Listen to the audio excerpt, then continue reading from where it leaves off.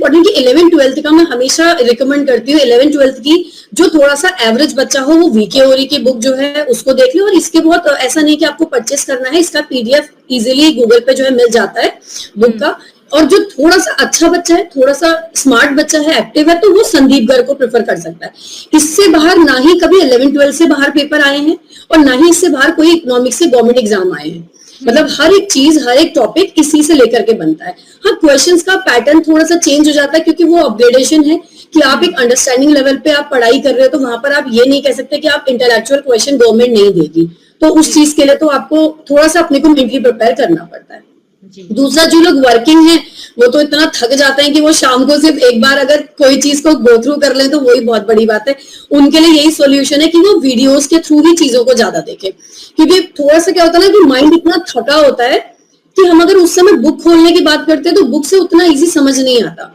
उसके लिए सबसे अच्छा रहता है कि आप विजुअलाइज चीजों को और ऑडियो के थ्रू उसको सुने, जितना आप सुन सकते हैं। और अगर आपको लगता है कि आप पढ़ के याद कर सकते हैं तो आप जो भी चीज पढ़ रहे हैं ना तो अपने फोन पे साइड में रिकॉर्डिंग रख दें।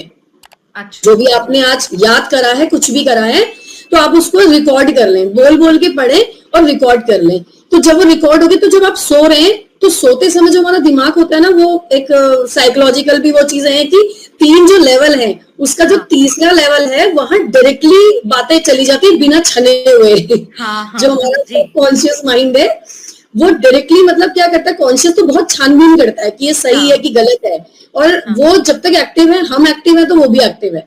पर एक सोते समय और एक उठते समय वो ऐसी स्टेज होती है जहां पर हमारा सबकॉन्शियस माइंड डायरेक्टली चीजों को ऑब्जर्व करता है। और उस समय हम वही जवाब दे पाते हैं जो हमारे माइंड में फिक्स होता है। जैसे कोई हमारा नाम पूछेगा तो हम उसे नींद में भी बता देते हैं, क्योंकि वो इतना अंदर तक जा चुका होता है कि हम उसे कभी भी बोल सकते हैं। पर कोई सडनली हमसे किसी का फोन नंबर पूछ ले, उसके लिए हमें कॉन्शियस होना पड़ता है, वो हम एकदम से नहीं बता सकते।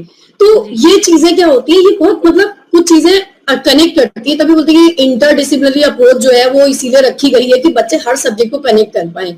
तो ये चीजें हैं कि आप इस सब्जेक्ट को भी ऐसे ही पढ़ें जो आपके आसपास हो रहा है, सराउंडिंग एरियाज में हो रहा है, उनसे कनेक्ट कर सकें। डिमांड जो हम पढ़ रहे थे अभी रिसेंटली हमने जो क्लासेस ली हैं उसमें डिमांड में हमने सब्स्टिट्यूट और कॉम्प्लीमेंट्री गुड्स पढ़े, तो हमारे वो डेली के काम है। कि जहां हमें अगर एक गुड जो है अच्छा नहीं लगता या उसके प्राइस हाई होते हैं तो हम नेचुरली दूसरे की डिमांड करने लगते हैं। तो हम कंसेप्ट को अपने अगर अपनी डेली लाइफ से अटैच कर ले तो बहुत ईजी हो जाता है। वरना इकोनॉमिक्स तो एक अफवाह बनी हुई है कि बहुत टफ है लेकिन वाकई में मतलब एक्चुअल में वो है नहीं। जिसे समझ में आ जाए तो फिर है नहीं। और जो थोड़ा सा रोड मेमोराइज के थ्रू चलता है तो उसके लिए तो फिर बहुत टिपिकल हो जाता है कि हम कंसेप्ट टू कंसेप्ट नहीं इतना याद कर सकते,